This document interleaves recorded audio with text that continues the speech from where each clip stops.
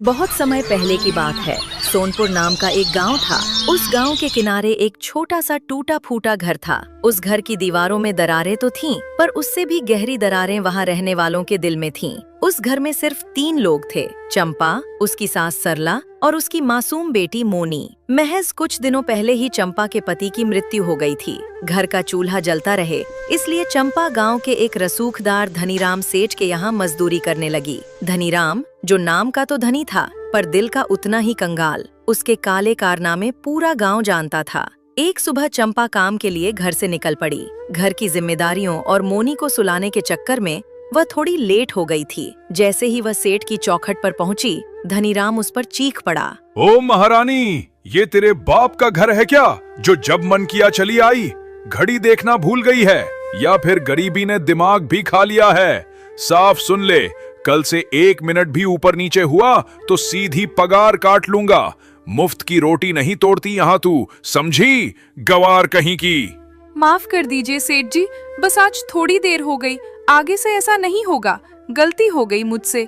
धनीराम बड़बड़ाता हुआ वहां से चला गया। चंपा भारी मन से काम पर लग गई और सोच में डूब पड़ी। गवार? इसने मुझे गवार कहा?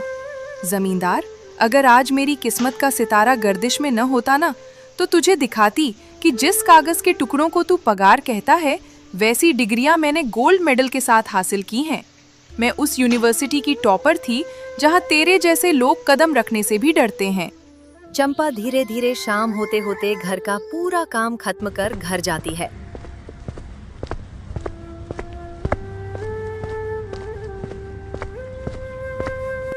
बिटिया, ये सब देखकर मेरा कलेजा मुंह को आता है। कहाँ तूने बड़े बड़े सपनों के साथ हाथ में कलम पकड़ी थी, और कहाँ आज दूसरे के घर की धूल साफ कर रही है। ये क्या दिन दिखा दिए उस विधाता ने। मुझे माफ कर दे बहू, मैं इस उम्र में भी लाचार हूँ। तुझे वो सुख और सम्मान नहीं दे पाई जिसकी तू हकदार थी। अब ये सब बोलकर खुद को छोटा मत कीजिए माँ। भगवान ने तो मेरा सबसे बड़ा सुख, मेरा सुहाग, पहले ही छीन लिया। अब ये छोटी मोटी तकलीफें क्या बिगाड़ेंगी मेरा? ये झाड़ू पोछा मेरी लाचारी नहीं, मेरी बेटी के भविष्य की नींव है माँ। बस आप हिम्मत मत हारिए। चंपा ने लंबी सांस ली और अपनी सोती हुई बेटी मोनी को देखी और बोली, चलो माँ, अब ये सब सोचकर मन भारी मत करो। आज सो जाते हैं, कल छुट्टी है, तो मैंने सोचा है कि बिटिया को कहीं बाहर घुमाने ले जाऊंगी। बहुत दिनों से वो इसी 4 दीवारी में कैद है, थोड़ा उसका मन भी बहल जाएगा। सरला ने जल्दी से पल्लू के छोर में बंधे